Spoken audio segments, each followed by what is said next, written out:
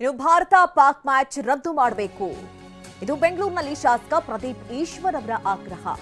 ನೋಡಿ, ಪರ ವಿರೋಧದ ಚರ್ಚೆಯ ಮಧ್ಯದಲ್ಲಿ ಶಾಸಕರು ಕೂಡ ರಿಯಾಕ್ಟ್ ಮಾಡಿದ್ದಾರೆ. ಅವರು ಈ ಮ್ಯಾಚ್ ರದ್ದು ಮಾಡಬೇಕು ಅಂತ ಹೇಳಿದ್ದಾರೆ.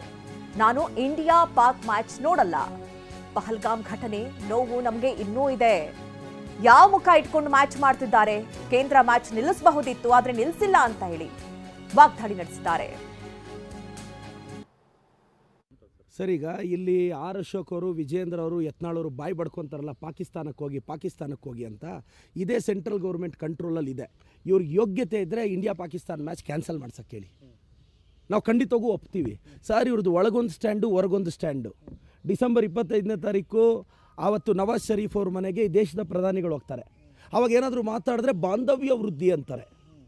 ಇವರು ಪಾಕಿಸ್ತಾನ ಅಂತ ಬೈತಾರೆ. ಯಾಕೆ ಇಂಡಿಯಾ ಜೊತೆ ಪಾಕಿಸ್ತಾನ ಮ್ಯಾಚ್ ಆಡಬೇಕು? ಸೆಂಟ್ರಲ್ ಗೌರ್ಮೆಂಟ್ ಡಿಸೈಡ್ ಮಾಡಿದ್ರೆ ಆಗುತ್ತೆ ತಾನೆ ಸರ್. ನಮಗೇನಾದರೂ ಪವರ್ ಇದ್ದಿದ್ದರೆ ದೇವರನ್ನೇ ಕ್ಯಾನ್ಸಲ್ ಮಾಡ್ತಿದ್ವಿ.